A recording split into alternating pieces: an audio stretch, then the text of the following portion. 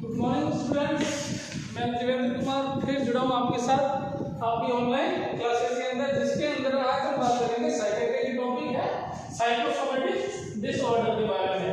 तो क्या होता है साइकोसोमेटिक डिसऑर्डर, किससे रिलेटेड है, उसके बारे में बात करें तो सबसे पहले देखो यहाँ पर जो वर्ड है अपने पास साइको और सोमेटिक, ठीक है ना। तो जो साइको वर्ड रहता है यह रहता है आपका साइकेट्री से रिलेटेड है, या फिर हम ये बोल सकते हैं कि मन से रिलेटेड है, ठीक है ना। तब दिमाग बात करेंगे और जो सेकंड वर्ड आता है आपके पास इसके पास में सोमेटिक। तो जो सोमेटिक है ये मुख्य रूप से हमारा बॉडी की बात कर सकते हैं, हमारा जो फिजिक है उसके बारे में कर सकते हैं। तो यहाँ पर जो आपका साइकोसोमेटिक है या फिर फिजिकल बोल सकते हो या फिर इसे बोलते हैं शारीरिक। आज हम जो डिजीज है या डिसऑर्डर की बात करें, उन डिसऑर्डर के अंदर अपने पास में जो कंडीशन आती है वो आती है आपकी एक तो आपका दिमाग या मन की बात कर सकते हैं, दूसरा है आपका फिजिक या फिर जिसे हम बोलते हैं शारीरिक। यानी यहाँ पर आज का जो अपनी प्रॉब्लम है या जिसे हम बात करते हैं डिसऑर्डर का ग्रुप है उसे अपन बोलते हैं साइकोसोमेटिक डिसऑर्डर।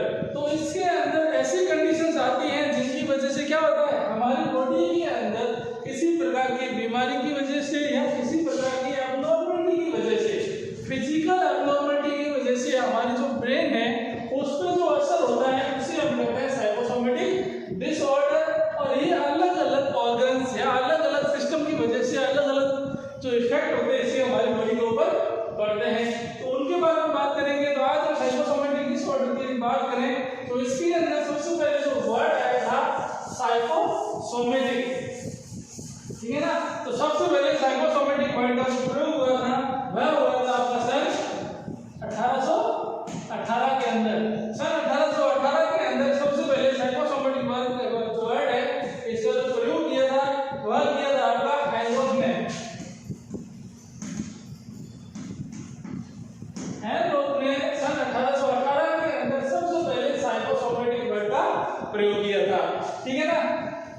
जिसके अंदर उन्होंने ये कहा कि यह एक ऐसा ग्रुप है या बीमारियों का एक ऐसा ग्रुप है या विकारों का ऐसा ग्रुप है या समूह है जिसके अंदर हमारे भावनात्मक जो प्रदर्शन होते हैं या फिर ये बोल सकते हैं कि हमारे जो भी भावनात्मक कारक एक प्रदर्शन के रूप में हमारी बॉडी को प्रदर्शित करती है, मतलब रिएक्ट आउट करती है, उन्हें हम साइकोसोमेटिक डिसऑर्डर कहते हैं। क्योंकि ये साइकोसोमेटिक है, इसको बाद में कई बार चेंज होने के बाद में लेटेस्ट के अंदर अभी इसी को अपन साइकोफिजियोलॉजिक भी कहते हैं।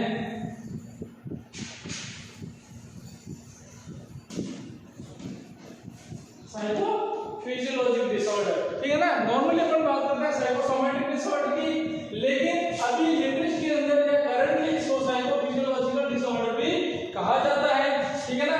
इसके अंदर हमारे बॉडी के अंदर जो केमिकल इम्बैलेंसेस वगैरह होते हैं, जो रासायनिक परिवर्तन हो रहे हैं या फिर हिस्ट्री के अंदर या हमारे जो थिंकिंग पावर के अंदर जो चेंजेस वगैरह आ रहे हैं, ठीक है ना, या हमारी बॉडी के अंदर जो रचनात्मक परिवर्तन वगैरह जो हो रहे हैं वो सारे के सारे ग्रुप या समूह के रूप में हमें जो मिलते हैं वह मिलेंगे आपको साइकोसोमेटिक डिसऑर्डर के रूप में, या उन सभी को मिला के साइकोसोमेटिक डिसऑर्डर कहते हैं, ठीक है ना। तो इसके अंदर यदि बात करें तो सबसे पहले जो कॉमन आज के जो लेटेस्ट के अंदर चल रहे हैं अपने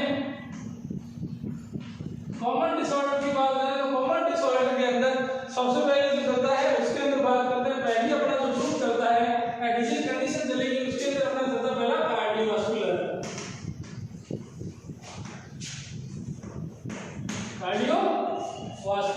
अब कार्डियोवास्कुलर के अंदर ये देखा गया है कि हमारी बॉडी के अंदर जो कार्डियक सिस्टम पाया जाता है या कार्डियक साइकिल जो होती है उसके अंदर अगर किसी प्रकार का कोई डिस्टर्बेंस वगैरह हो रहा है या उसके अंदर किसी प्रकार की हार्ट की सर्जरी वगैरह हो रही है या रिदम के अंदर किसी प्रकार की कोई प्रॉब्लम वगैरह आ रही है, तो उस कंडीशन के अंदर हमारा ब्रेन किस हिसाब से रिएक्ट आउट करता है वह आएगा आपका साइकोसोमेटिक डिसऑर्डर के अंदर। तो इसके अंदर कौन कौन सी डिजीजेज हैं जो हमारे ब्रेन को इफेक्ट करती है, उसके अंदर बात करें तो सबसे पहले आता है आपका एसेंशियल हाइपरटेंशन।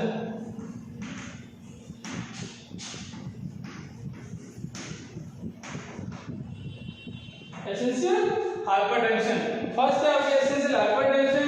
नेक्स्ट आता है इसके बाद में आपका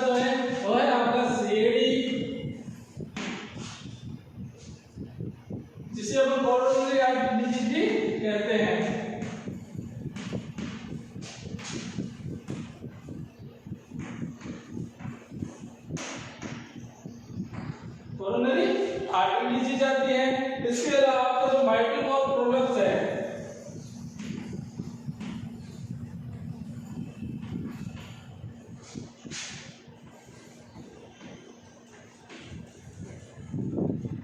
माइट्रिकल प्रोलप्स, और एक आता आपका पोस्ट कार्डिक सर्जरी डेलिरियम।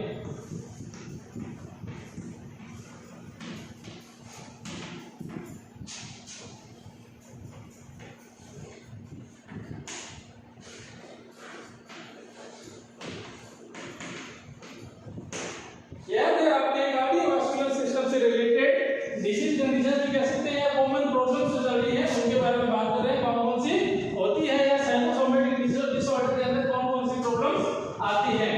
तो उसके अंदर की बात करें तो ये अपनी पहला सिस्टम जो था ना कार्डियोवास्कुलर, कार्डियोवास्कुलर के अंदर क्या सबसे पहले लिखी जाती है हाइपरटेंशन।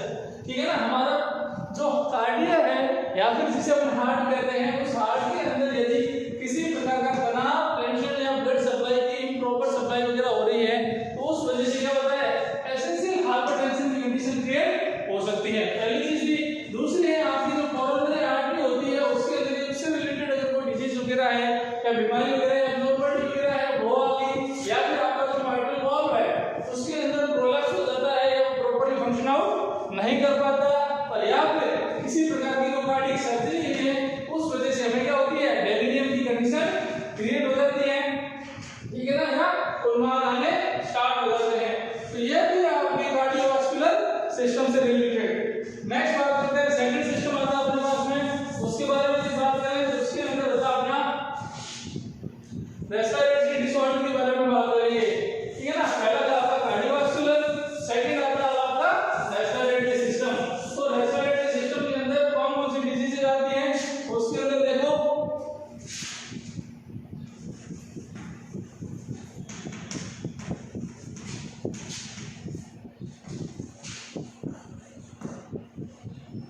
रेस्पिरेटरी सिस्टम की अगर बात करें तो सबसे पहले जो डिजीज कंडीशन आती है वह आती है आपकी ब्रोंकियल अस्थमा।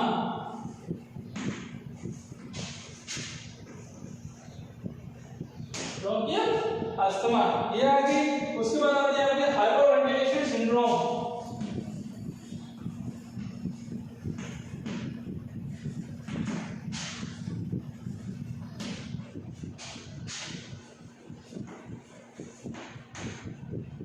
हाइपरवेंटिलेशन सिंड्रोम, और उसके बाद आती है आपकी रिनाइटिस या जिसे हम बोलते हैं नासिका प्रदाह।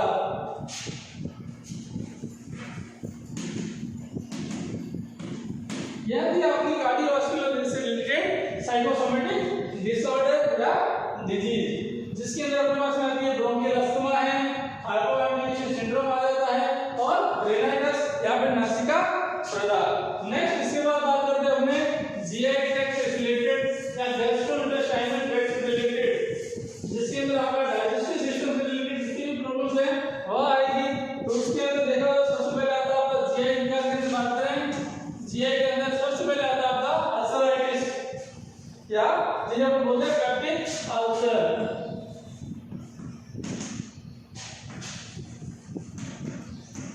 ठीक है, नेक्स्ट पेप्टिक अल्सर के बाद में आता है अपना अल्सरेटिव कोलाइटिस।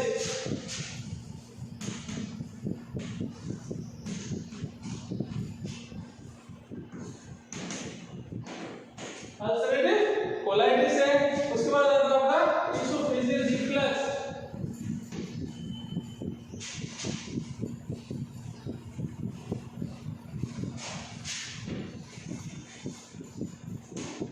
और इसोफेजियल रिफ्लक्स के बाद में आता है अपना इरिटेबल बोवल सिंड्रोम।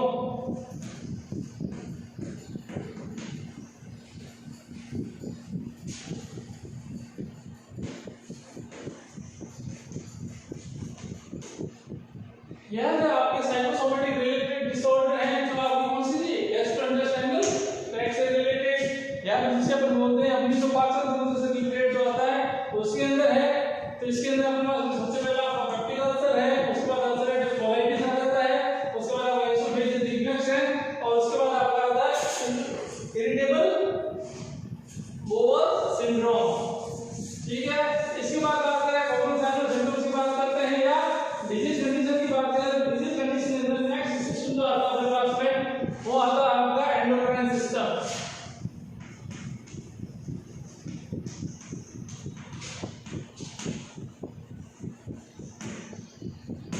अब एंडोक्राइन सिस्टम के अंदर जिनकी अपनी सारी ग्रंथियां आती है, ग्लैंड्स आती हैं, जो क्या करती है हमारे जितने भी प्रकार के ब्लड सप्लाई वगैरह के अंदर जो रेगुलेशन किया जाता है या नियमन किया जाता है वो उनके द्वारा किया जाता है एंडोक्राइन सिस्टम के अंदर।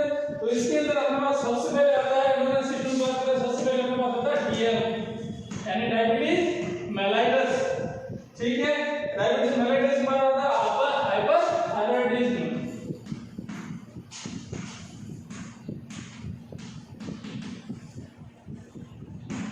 हाइपरथायरॉयडिज्म नेक्स्ट बात करें इसके बाद में आता है आपका प्रीमेंस्ट्रुअल सिंड्रोम।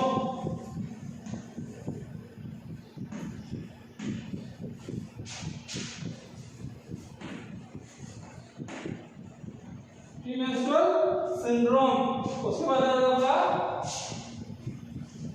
एमेनोरिया।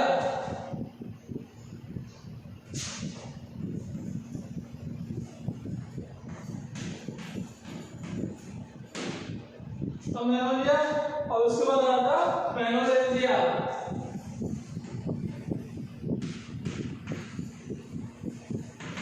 मेनोरेजिया और लास्ट आता है इसके बाद आपका कुशिंग सिंड्रोम।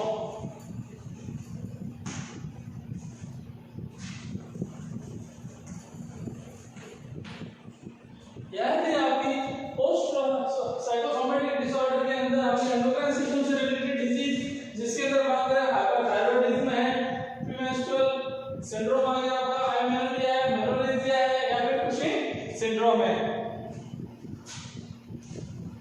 नेक्स्ट आती है इसके बाद में आपकी स्किन डिजीज या स्किन डिसऑर्डर। अब स्किन डिसऑर्डर में देखो हमारी जो डेली एक्टिविटीज होती है या फिर हमारी जो रूटीन लाइफ के अंदर जो एक्टिविटीज वगैरह होती है उन एक्टिविटीज की वजह से हमें स्किन डिसऑर्डर होने के चांसेस हो जाते हैं। तो उसके अंदर आता है स्किन से रिलेटेड बात करें तो स्किन के अंदर सबसे पहले आती है आपकी एक्जिमा। ठीक है, एक्जिमा की बात करें तो एक्जिमा के बाद आती है सोरियासिस और सोरियासिस के साथ साथ में होती है हमारा प्सोरियासिस। और प्सोरियासिस के साथ में अर्टिकेरिया।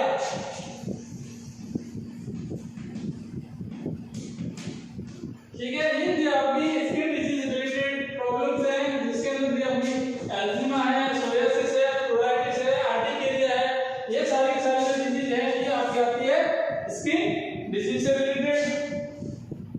ठीक है, अब इसके अलावा कुछ और डिजीज कंडीशन भी पाई जाती है जो अलग अलग सिस्टम से रिलेटेड है। जैसे कि बात करें हम अपने अस्थियों से बात करें या फिर मांसपेशी कंकाल वगैरह मस्कुलर सिस्टम की बात करें तो यहाँ पर आता है आपका रिमोटॉइड आर्थराइटिस।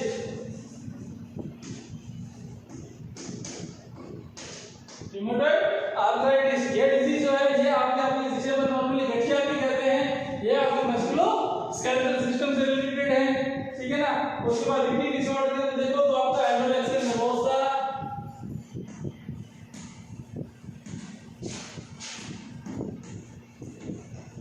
एनोरेक्सिया नर्वोसा है या फिर बुलिमिया नर्वोसा है, बुलिमिया नर्वोसा और उसके साथ साथ में आता है आपका ओबेसिटी। ये थी आपकी ईटिंग डिसऑर्डर। ठीक है ना, उसके बाद आता है आपका जैसे टेंशन, हेडेक है,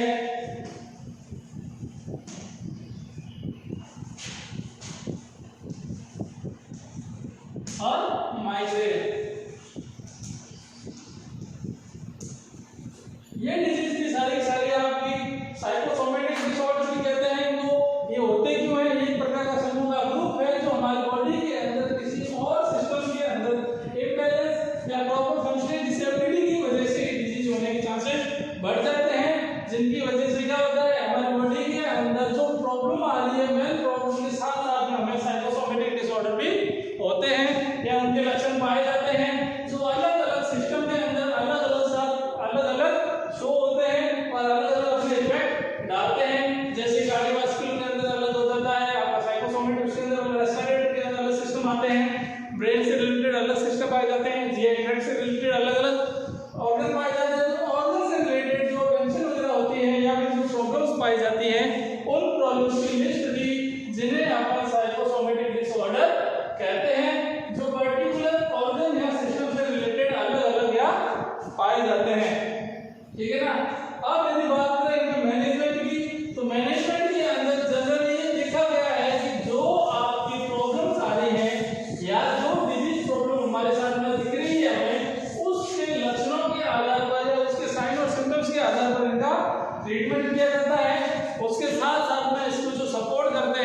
यहाँ पे जो सपोर्टिव साइकोथेरेपी है वो प्रोवाइड की जाती है, ठीक है ना। तो साइकोसोमेटिक डिसऑर्डर के अंदर पर्टिकुलर सिस्टम से रिलेटेड, ठीक है ना, पर्टिकुलर सिस्टम जैसे जीआई सिस्टम है या फिर आपका रेस्पिरेटरी सिस्टम है या एंडोक्राइन सिस्टम है, ठीक है ना। तो पर्टिकुलर सिस्टम से रिलेटेड आपको क्या किया जाता है, उससे रिलेटेड आपको ट्रीटमेंट प्रोवाइड किया जाता है, ठीक है ना।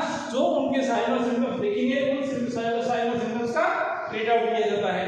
उनके साथ साथ में उन सिम्टम्स के साथ में जो आपको सपोर्टिव साइकोथेरेपी प्रोवाइड की जाती है और टेंशन को कम करने के लिए या इस साइकोसोमेटिक डिसऑर्डर की वजह से जो टेंशन क्रिएट हो रही है उस टेंशन को कम करने के लिए योग है, मेडिटेशन है या फिर जैसे विश्राम है, रिलैक्सेशन टेक्निक्स है, उन सभी का प्रोवाइड की जाती है ताकि उनको टेंशन है वो कम से कम हो सके, ठीक है। यह थी आपकी साइकोसोमेटिक डिसऑर्डर जिनके अंदर हमारी बॉडी की पर्टिकुलर सिस्टम के अंदर कौन कौन सी डिजीज हो सकती है या कौन कौन से सिम्टम्स हो सकते हैं और उनको कैसे मैनेज करेंगे। तो मैनेजमेंट के अंदर जो लक्षण जो होंगे उन साइन और सिम्टम्स के आधार पर ट्रीटमेंट प्रोवाइड किया जाता है, साथ में सपोर्टिव साइकोथेरेपी भी दी जाती है और सपोर्टिव साइकोथेरेपी के साथ साथ में जो टेंशन क्रिएट हो रहा है उस टेंशन को कम करने के लिए विभिन्न प्रकार की जो टेक्निक्स यूज होती है जैसे रिलैक्सेशन टेक्निक्स है या फिर आपकी जो योग वगैरह है, व्यायाम है, एक्सरसाइज वगैरह है आदि प्रोवाइड किए जाते हैं जिनकी वजह से जो प्रॉब्लम क्रिएट हो रही है उनको आराम से सॉल्व आउट कर सकते हैं। आज आपकी क्लास के अंदर इतना ही। Thank you. नेक्स्ट क्लास के अंदर मिलते हैं।